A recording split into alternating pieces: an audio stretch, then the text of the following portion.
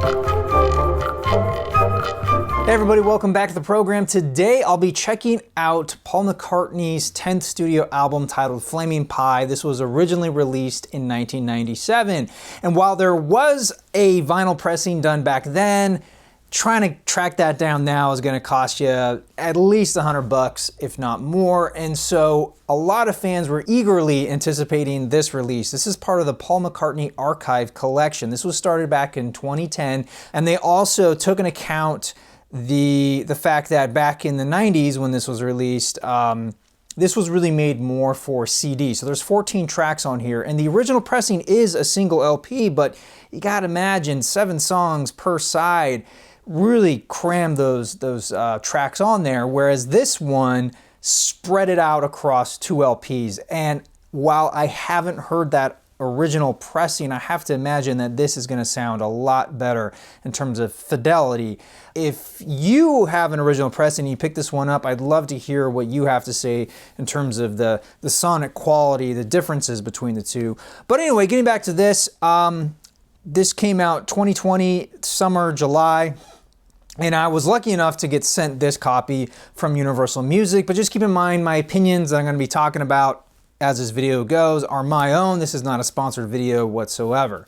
So this is the 3 LP edition. It's sort of a box set, so it contains the original album plus the home demos, the home recordings of Paul McCartney that correlate to the songs on the record. Jeff Lynne, the leader of Electric Light Orchestra, appears on this record a lot. In fact, he co-produced most of the tracks on here, and his stamp is all over this record. And so if you love Jeff Lynne like I do and ELO, you're really going to enjoy this music. And overall, I gotta say there is an impeccable production quality to the whole record. It is very precise. If you guys checked out Egypt Station, you kind of hear where Paul's voice is now, but on this record, his voice was still there, man. Now, musically, overall, I get this sense of Americana. It's got like a t-shirt and blue jeans kind of a feel. It's full of optimism, and it feels sort of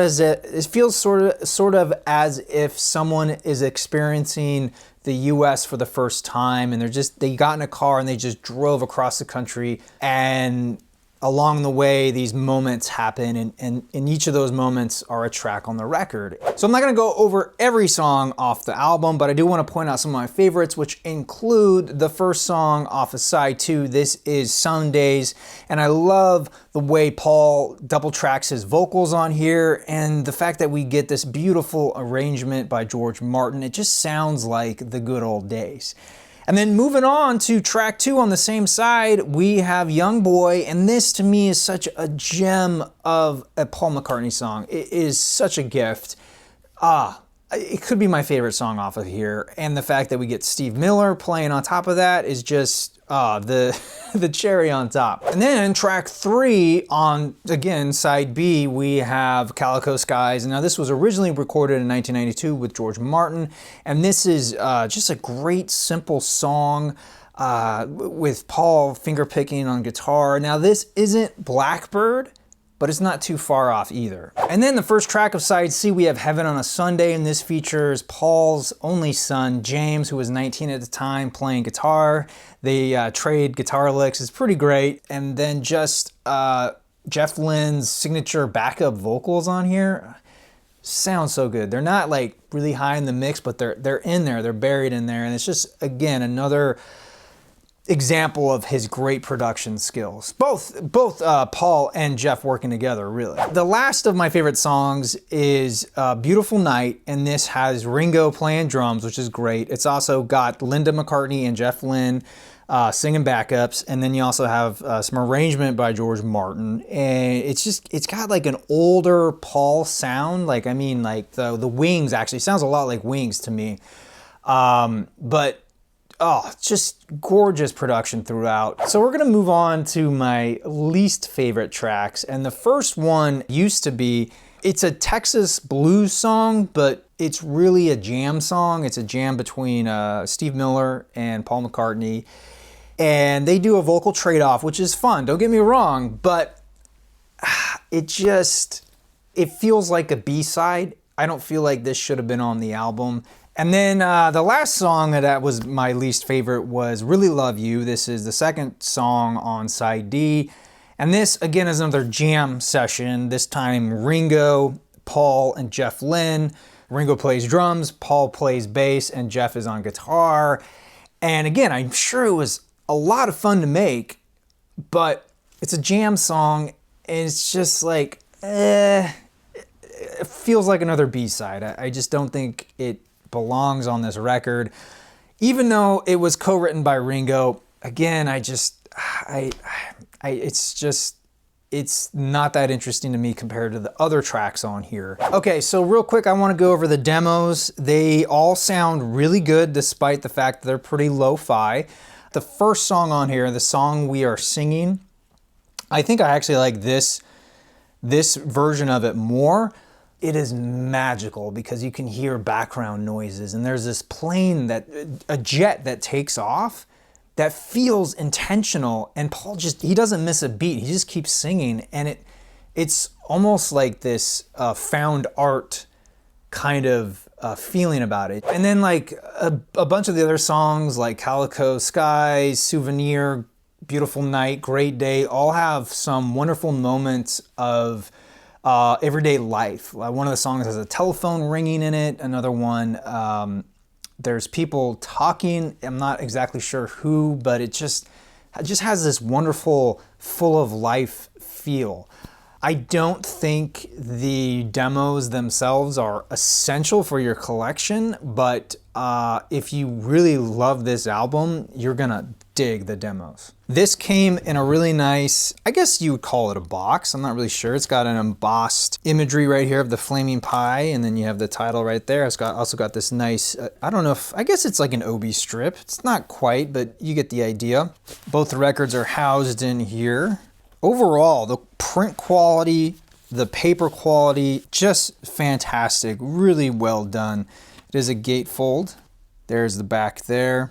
It came with a piece of, I almost want to call it stationery, but it basically tells you a little bit about what went into the technical aspects of this being a half-speed master. But it also came with this booklet, which is fantastic because it's got the lyrics, the running time, it's got a little blurb, a little history about the song, and a little quote from Paul about it, as well as the credits. My only nitpick with this release is that the records themselves just came in these paper sleeves. Now they are like a heavy card stock, so it's not lack of quality, it's just, you know, most of the Beatles stuff come in polyline paper sleeves. Same thing for the demos here. It also came with a little info sheet about, you know, just credits and stuff. And then again, the record came in heavy cardstock paper sleeve. Overall, I really enjoyed this record. It was like discovering music I never knew I needed, and I'm so glad to have it now because this is definitely one of my favorite Paul McCartney records. I think it's his best work of the 1990s.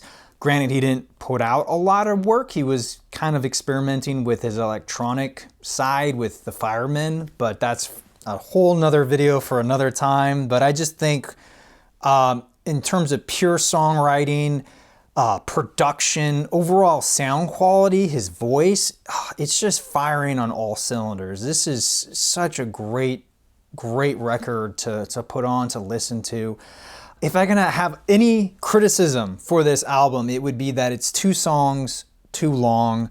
The 2 that I mentioned before, the jam sessions, I feel like those could have been left off, and I think it would have been a stronger album without those. But again, it's a minor nitpick. It's a small criticism. Otherwise, this is just a fantastic overall record. It bums me out because I really wished that Paul McCartney and Jeff Lynne worked together more because the end product just sounds so good. It's so impeccable. And I don't know why they haven't really done much since this album, but it's too bad. Hopefully down in the future we'll get something from them together, but I'm not holding my breath. In terms of the demos, they're totally worth listening to. Whether or not you need to own them, I'll leave that up to you. I gotta say, it's nice having both, and I really appreciate having listening to them both, because like I said, there are some demo versions I actually like better than the final track on the record. But anyway, I want to know what you guys have to say. Do you love this album? Do you own it? Do you own an original? Are you thinking about picking this up? Are you thinking about picking up one of the more deluxe editions if you already have? Let me know your thoughts down below. Until then, thank you all so much for watching. I'm your Vinyl Geek, and I'll catch you on the flip side. Hey everyone, thanks again for watching this video. Now if you want to see more on Paul, I've got a couple videos right here. And if you haven't already, be sure to hit subscribe. It's a little thing that does a big difference here on the channel.